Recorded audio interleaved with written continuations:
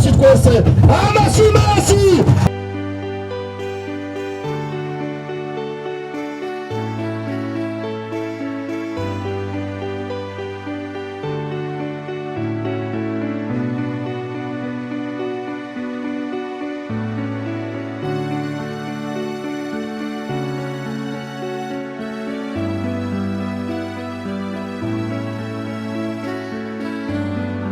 Ishirahamwe ryo kuziganya no kugurana na Eden Microfinance ryuguruye ishami ryayo Icese muri komine Rugombo mu ntara ya Cibitoke kuri uyu wa 30 Myandagaro mwaka wa 2023.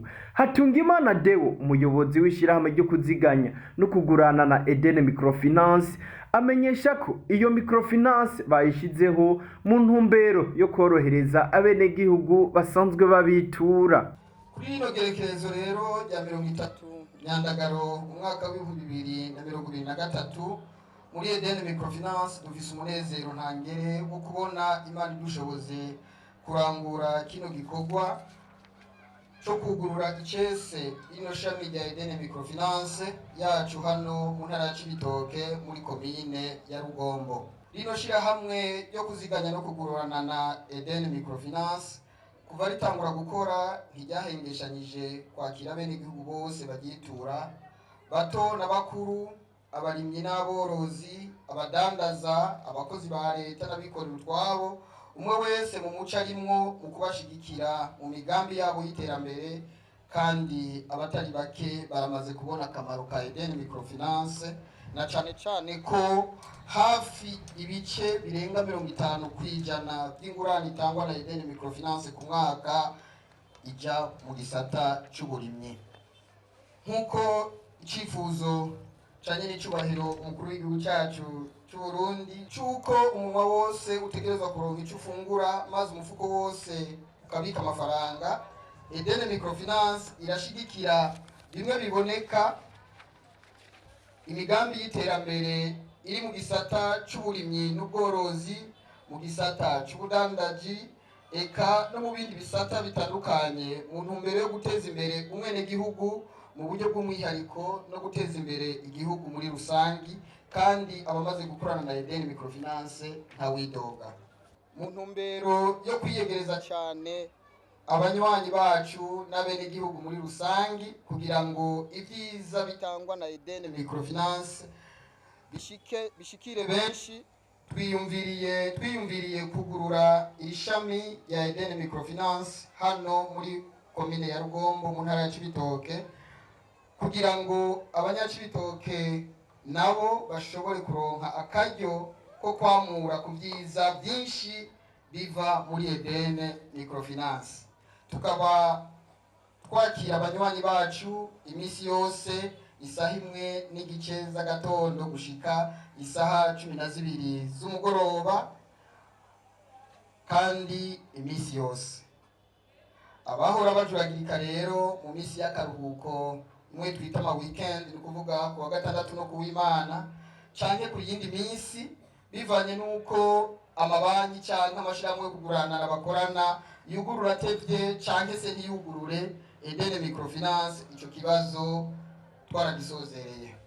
Simplice Sabiyumva yaserukiye ibanki nkuru y'igihugu BRB asaba barongoye amashirahamwe yo kuziganya no kuguranana kubandanya bahimiriza abenegihugu ibijanye no kuziganya no kuguranana biciye mu mashirahamwe yemewe n'amategeko. Tuboneho rero akaryo gukeza ishamwe ryo kuziganya no kuguranana Eden Microfinance kuri intambwe riteye mu kwinjira Icese ishami ryayo aha mu Rugombo. Tukaba twizigiye tutakekeranya ko ibikorwa byaryo bizofasha cyane mu iterambere irama ry'igihugu. Aho karyo kandi nakaryo keza kubatumira kubandanya mukora mwisunga amategeko n'amabwiriza y'igihugu, cyane ajanye n'imikorere y'amashirahamwe yo kuziganya no kuguranana kugira ngo ubutunzi bw'abenegihugu bubandanye bukingirwa uko bikwiye.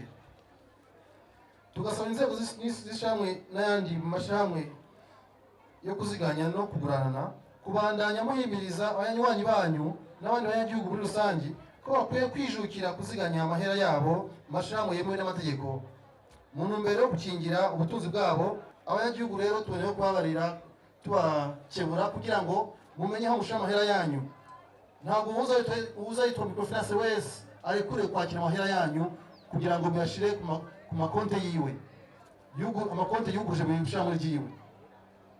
Ico banki nkuru y'igihugu ikibasaba ishimitse kugira ngo mumenye aho mubitsa amahera yanyu, kuko abo bose bitwa microfinance siko babirekuriwe. Buramatari w'intara ya Cibitoke Bizoza Kareme asaba bene gihugu gukorana cyane n'amashirahamwe yo kuziganya no kugurana naco kimwe n'amabanki mu ntumbero yo guteza imbere imiryango yabo. Uyu munsi twaje kugira dushigikire twongere dutere intege kenge gikorwa cyo kugura icese ino shami rya Eden Microfinance ryuguruye hano mu Rugombo mu ntumbero yo gushigikira bene gihugu bo muri kano karere, badandaza barimye borozi, bakozi ba leta, eka mwese bene gihugu muri hano.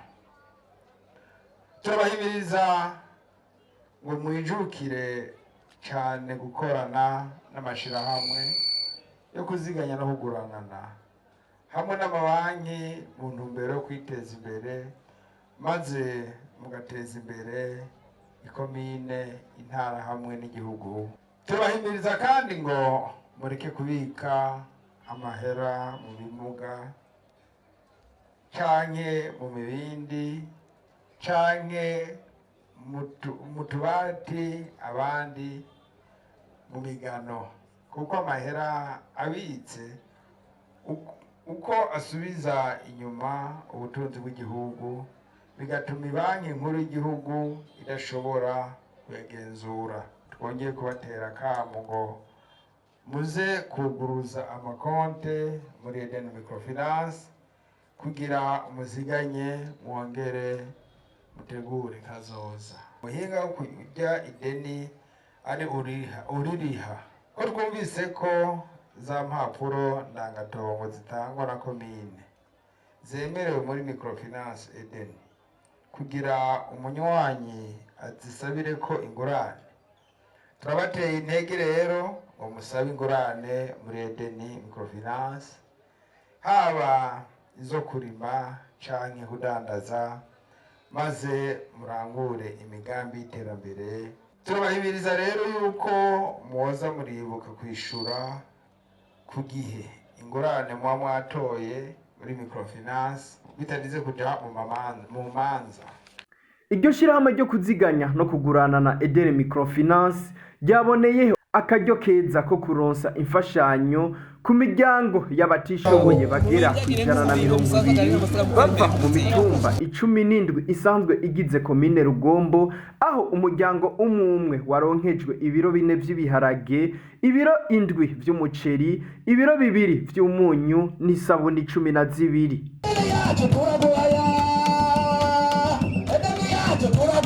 turaguhaya gize kubera ibikorwa by'isuku mukora